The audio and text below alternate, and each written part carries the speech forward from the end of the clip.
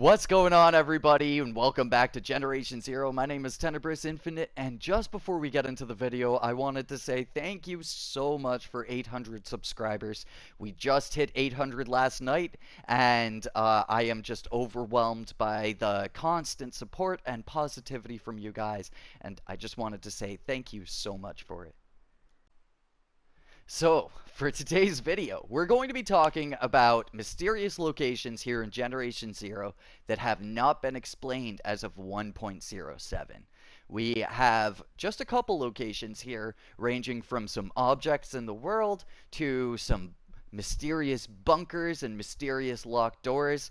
And this video is going to be kind of here for speculation. We're going to talk about what these things might lead to, and as always, I would love to hear your guys' ideas for what these things might be down in the comments below. So the first thing we're going to be starting with here is an object that popped up in 1.06. So these mysterious Norse runes happen to pop up all over the initial first two maps. And these Norse runes, I'm not too sure what they have to do with the game. We had a survey that had asked if we would like to see mythological Norse enemies in the game. And I'm not sure how many of you guys that took that survey voted for that option, but this might be a hint towards those guys potentially becoming enemies in this game in the future. Another thing too is this could simply just be a decorational block. I've looked into the sigil here on the rock itself, and it turns out that this was a drawing made in the 11th century back in Sweden by Vikings. So this might just be a little bit of historical nod from the devs here. Only time will really tell what these runes have to do with the game. So here's another one of those runes, and it's down in the city. That first rune we were at was over here at the soccer field, and the next one we can find is over here. Maybe some people's suspicion has been that you could triangulate a location out of these guys, so that might be something that you out there might want to do. For me, myself, I don't think that triangulating a location out of these guys will really lead to anything. I think that right now they're just a little bit of a cultural nod. So, for the next couple of areas we're going to have to go to, we're going to have to do a bit of adventuring. So let's put on a little bit more fitting attire for that.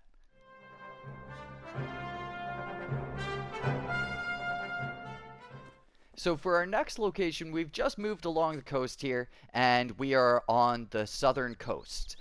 So we started off on the first island, just kind of wandering around Saltham and stuff, and now we are over here, and we've come down the coast to Torsberga Fort.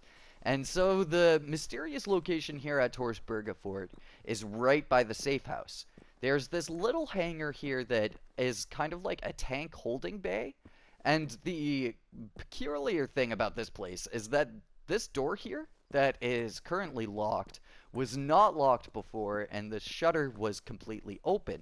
So before, you used to be able to walk in here and kind of sit around the tanks and wonder what it would be like to drive them around and destroy the robots and stuff. And now this door is locked. So there's a couple things that we could speculate on for that.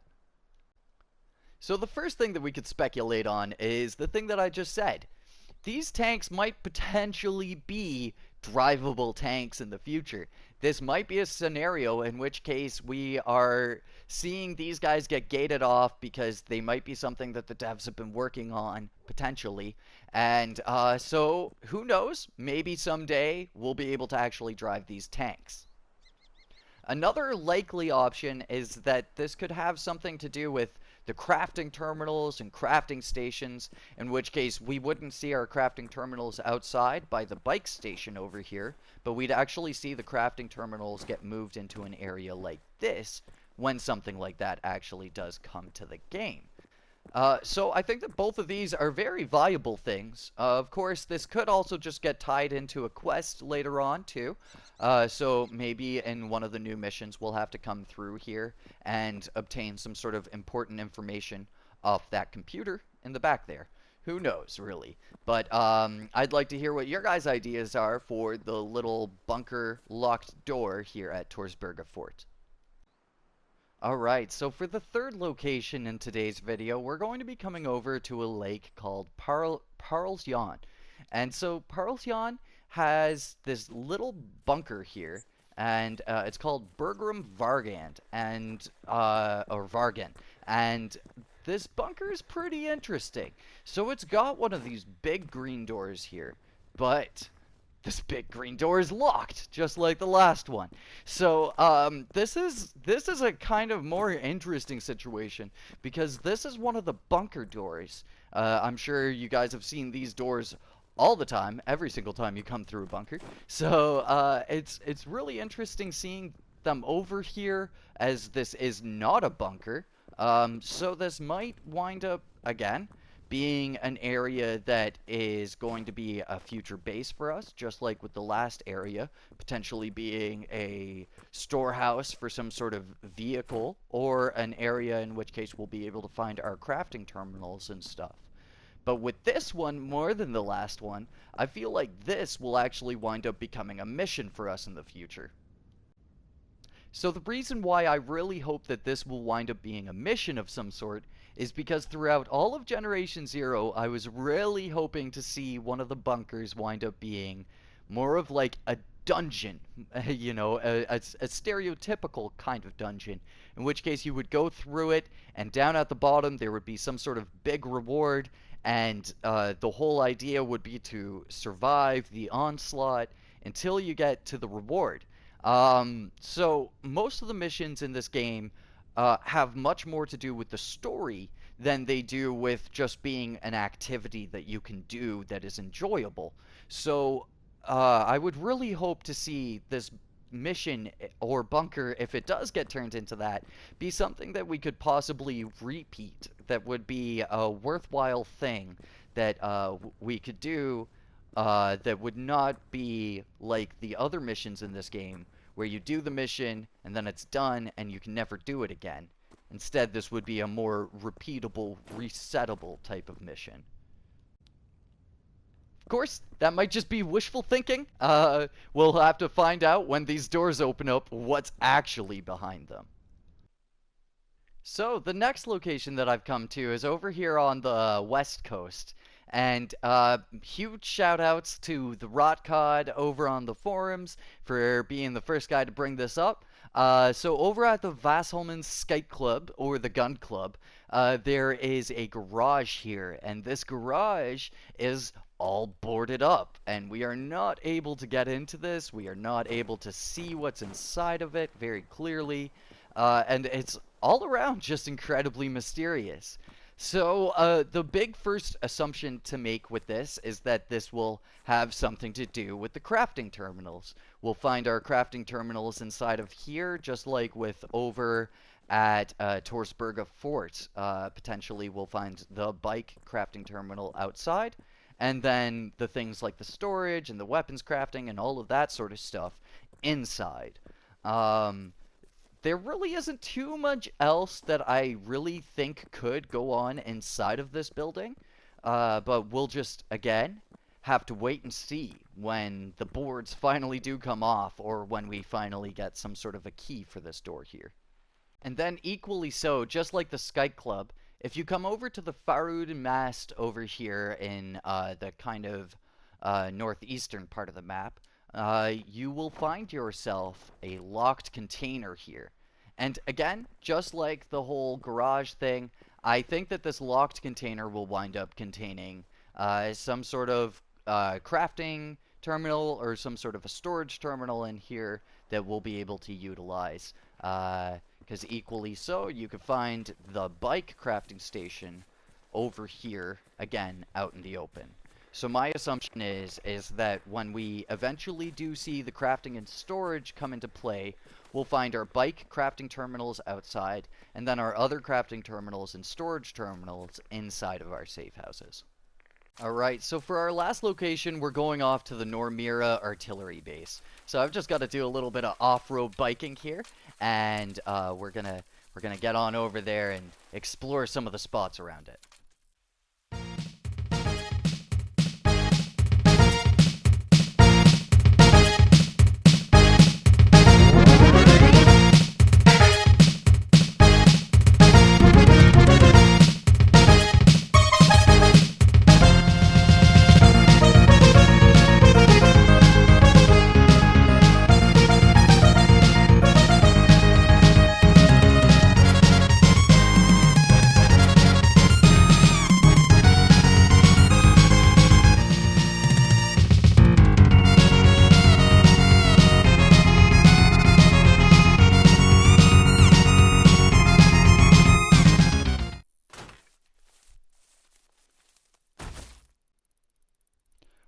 That's what I got for trying to channel my inner Matt Hoffman there. Alright, so over here at the Normyra artillery base, you can find yourself this big storage warehouse. And this big storage warehouse I find to be just as interesting as the FOA2 facility. Because in here you've got all of these locked doors and all of these dead-end kind of tunnels. And like the whole question I've got is, what the heck are we going to be doing in here? Is this place going to be tied into the FOA2 facility? Will this maybe be something preliminary that we have to do before the FOA2 facility? Will we have to take down the boss and then come in here and finish things off? Who knows? Who knows? But I really find this area here to be really interesting for the same regard as Bergrim Vargan, because this could potentially, again, wind up becoming a dungeon, air quotes, dungeon style bunker that we could then explore and find tough and unique enemies in, potentially find unique loot in, a whole bunch of things. So I would love to see what your guys' speculation is on the bunker array out here at Normyra Artillery Base. A lot of you guys had some really good ideas for my FOA2 facility video, so yeah, it would be great to see your guys' feedback on this one as well. Alright, and there you go, folks. So with that, those are just a few of the mysterious locations here in Generation Zero. There are dozens others, so if you guys want to see more videos like this, let me know down in the comments.